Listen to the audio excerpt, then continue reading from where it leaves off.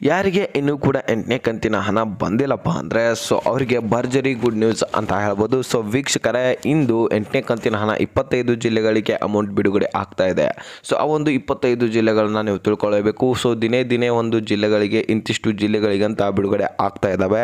So ಆ ಜಿಲ್ಲೆದಲ್ಲಿ ಯಾರ್ಯಾರು ಇರ್ತಾರೆ ನೋಡಿ ಅವ್ರಿಗೆ ಅಮೌಂಟು ಸೇರ್ಪಡೆ ಆಗ್ತಾ ಇದೆ. ಹೀಗಾಗಿ ಈ ಒಂದು 25 ಜಿಲ್ಲೆಗಳನ್ನ ತಿಳ್ಕೊಳ್ಳಿ. ಈ ಒಂದು 25 ಜಿಲ್ಲೆಗಳಲ್ಲಿ ನಿಮ್ಮ ಜಿಲ್ಲೆನೂ ಕೂಡ ಆಗಿರ್ಬೋದು, ನಿಮ್ಮ ಖಾತೆಗೆ ಹಣ ಕೂಡ ಜಮಾ ಆಗ್ಬೋದು. ಸೊ ಹೀಗಾಗಿ ತುಂಬಾ ಇಂಪಾರ್ಟೆಂಟ್ ಹಾಗೂ ಇಂಟ್ರೆಸ್ಟಿಂಗ್ ಆದಂತಹ ಮಾಹಿತಿ ಇರುತ್ತೆ. ಸೊ ಮಧ್ಯೆ ವಿಡಿಯೋನ ಸ್ಕಿಪ್ ಮಾಡಿಬಿಡಿ. ಹಾಗೆ ಏನಾದ್ರು ಚಾನಲ್ಗೆ ಸಬ್ಸ್ಕ್ರೈಬ್ ಮಾಡಿಲ್ಲ ಬೇಗನೆ ಸಬ್ಸ್ಕ್ರೈಬ್ ಮಾಡ್ಕೊಂಡ್ಬಿಟ್ಟು ವಿಡಿಯೋಕ್ಕೆ ಒಂದು ಲೈಕ್ ಕೊಟ್ಬಿಟ್ಟು ವಿಡಿಯೋನ ನೋಡಿ.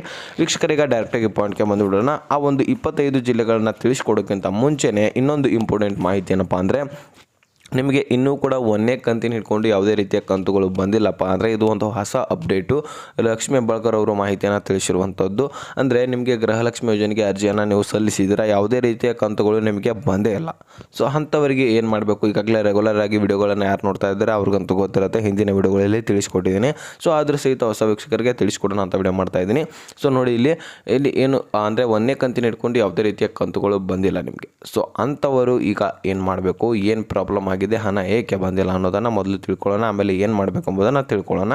ಸೊ ಇಲ್ಲಿ ನೋಡಿ, ಯಾಕೆ ಬರ್ತಾ ಇಲ್ಲಪ್ಪ ಅಂದರೆ, ನೀವೇನು ಮಾಡಿದಿರಾ, ಅರ್ಜಿಯನ್ನು ಸಲ್ಲಿಸಿದಿರ ಮೊದಲು, ಆಮೇಲೆ KYC ಅಥವಾ NPCIN ಮ್ಯಾಪಿಂಗನ್ನು ಮಾಡಿಸಿದಿರ. ಸೊ ಮೊದಲು ಏನು ಮಾಡಬೇಕು, ನೀವು ಒಂದು ನಿಮ್ಮ ಆಧಾರ್ ಕಾರ್ಡ್ ಸೈಡಿಂಗು, NPCI ಮ್ಯಾಪಿಂಗು ಎಲ್ಲ ಕೂಡ ಡಾಕ್ಯುಮೆಂಟ್ಸ್ಗಳನ್ನು ಕ್ಲಿಯರ್ ಮಾಡ್ಕೋಬೇಕು.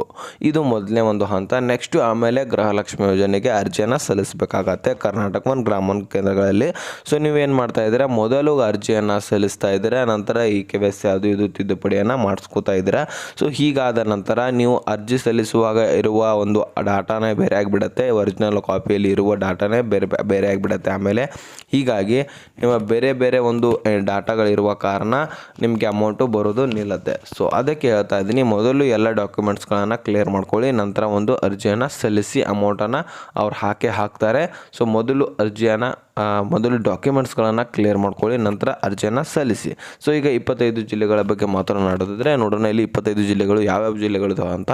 ಸೊ ಇಲ್ಲಿ ನೋಡಿ, ಯಾದಗಿರಿ, ಉತ್ತರ ಕನ್ನಡ, ದಕ್ಷಿಣ ಕನ್ನಡ, ದಾವಣಗೆರೆ, ಉಡುಪಿ, ತುಮಕೂರು, ಚಿತ್ರದುರ್ಗ, ಚಿಕ್ಕಮಗಳೂರು, ಶಿವಮೊಗ್ಗ, ರಾಯಚೂರು, ಚಿಕ್ಕಬಳ್ಳಾಪುರ, ಚಾಮರಾಜನಗರ, ಮೈಸೂರು, ವಿಜಯಪುರ, ಬೀದರ್ ಹಾಗೂ ಮಂಡ್ಯ, ಕೊಪ್ಪಳ, ಬೆಳಗಾವಿ, ಬೆಂಗಳೂರು ನಗರ, ಬೆಂಗಳೂರು ಗ್ರಾಮಾಂತರ, ಕೋಲಾರ, ಕೊಡಗು, ಹಾವೇರಿ, ಇಷ್ಟು ಜಿಲ್ಲೆಗಳಿಗೆ ಅಮೌಂಟು ಬಿಡುಗಡೆ ಆಗ್ತಾ ಇದೆ. ಈ ಒಂದು ಜಿಲ್ಲೆದವರು ಯಾರ್ಯಾರು ನೋಡಿ ಕಮೆಂಟಲ್ಲಿ ಹೇಳಿ ನಾವು ಈ ಜಿಲ್ಲೆದವರು ಅಂತ. ಸೊ ವೀಕ್ಷಕರೇ, ಈ ರೀತಿ 25 ಜಿಲ್ಲೆಗಳ ಬಗ್ಗೆ ಮಾಹಿತಿ ಇತ್ತು, ತಿಳಿಸ್ಕೊಡೋಣ ಅಂತ ವಿಡಿಯೋ ಮಾಡಿದೆ. ವಿಡಿಯೋ ಇಂಪಾರ್ಟೆಂಟ್ ಅನಿಸಿದರೆ ಲೈಕ್ ಮಾಡಿ, ನಿಮ್ಮ ಸ್ನೇಹಿತರಿಗೂ ಕೂಡ ಶೇರ್ ಮಾಡಿ, ಹಾಗೆ ಸಬ್ಸ್ಕ್ರೈಬ್ ಮಾಡಿ ಅಂತ ಹೇಳ್ತಾ ಮತ್ತೆ ಮುಂದಿನ ಮಾಹಿತಿ ಒಂದಿಗೆ ಸಿಗೋಣ. ಅಲ್ಲಿ ತನಕ ಬಾಯ್, ಫ್ರೆಂಡ್ಸ್.